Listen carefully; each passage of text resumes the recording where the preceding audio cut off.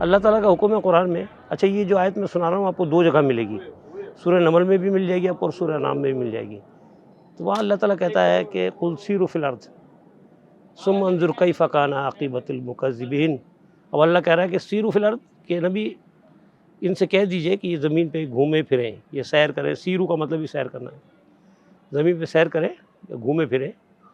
ثم پھر فانظر، اور یہ دیکھیں کیف کان عاقبۃ المکذبین، کہ اللہ تعالیٰ نے کیا انجام کیا جھٹلانے والوں کا. اچھا یہ آیت جو ہے یہ تو ظاہر ہے ہمارے لیے یہ پتہ چلتا ہے کہ عبرت، کہ اللہ تعالیٰ نے جن کا انجام مطلب جو لوگ جھوٹے تھے، جو دین کو جھٹلانے والے تھے، ان کے بارے میں. لیکن میں دوسرے پیرائے میں بھی اس آیت کو لے کر آنا چاہتا ہوں کہ صرف یہی نہیں ہے.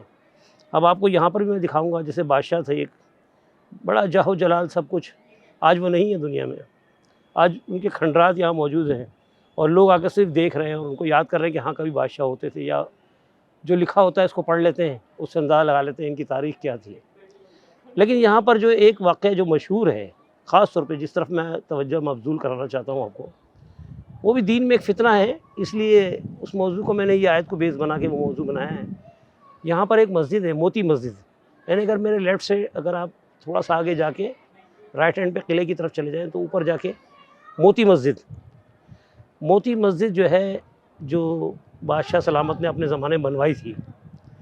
اس کے بعد ایک دور میں یہاں، یہ تقریباً 350 سال پرانی بات ہے جب وہ مسجد کی تعمیر تھی.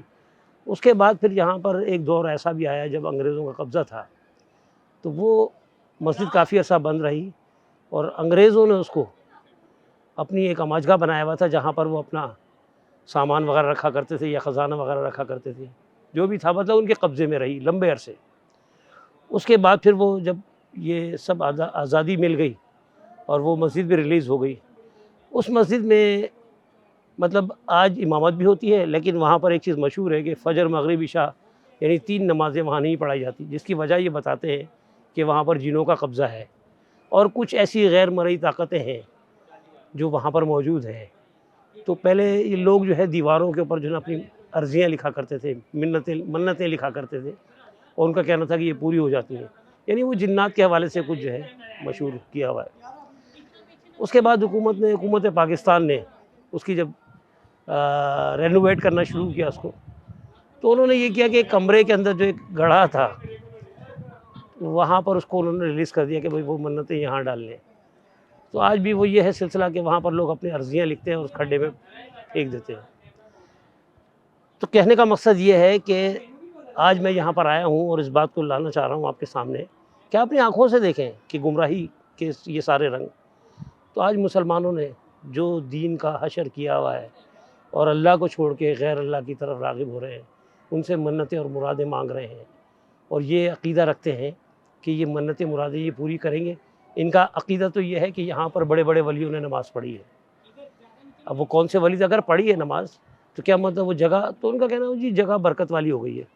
اب اس جگہ کی وہ برکات اتنی ہے کہ وہاں پہ اس کے وسیلے سے جو ہے ان کی منتیں اور مرادیں پوری ہو رہی ہیں. تو یہ اب بالکل جہالت کا کانسیپٹ ہے. یہ اللہ کی عبادت کی جگہ اگر ہم غیر اللہ سے مانگیں، قرآن میں کہیں نہیں لکھا کہ غیر اللہ سے مانگنا جائز ہے، لیکن یہ عقیدے بنانا اور یہ گمراہی.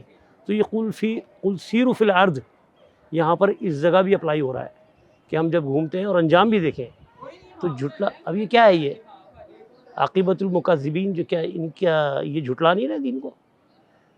تو بہرحال ایک چھوٹا سا میرا پروگرام تھا کہ جب یہاں آ گئے تو تھوڑا بہت یہاں کے بارے میں کچھ بول دیا جائے. نہ میری اس وقت کنڈیشن ایسی ہے، طبیعت ایسی ہے کہ میں زیادہ بات کر سکوں، کیونکہ میری اپنی طبیعت صحیح نہیں تھی. لیکن جب یہاں آیا تو میں نے کہا کہ چھوٹا سا بیان ہو جائے، اور میں کوئی لمبی چوڑی بات بھی نہیں کرنا چاہ رہا تھا، لیکن اس پوائنٹ کو بھی سامنے لانا چاہ رہا تھا. بہرحال اس بات پہ بھی غور کریں، اگر آپ آئیں تو اپنی آنکھوں سے دیکھیں یہاں جا کے، ٹھیک ہے، اور فیصلہ خود کریں کہ کیا یہی دین ہمیں ملا تھا اللہ کے نبی کی طرف سے. چلیں اپنا خیال رکھیں اور میرے لیے بھی دعا کریں. السلام علیکم ورحمۃ اللہ وبرکاتہ.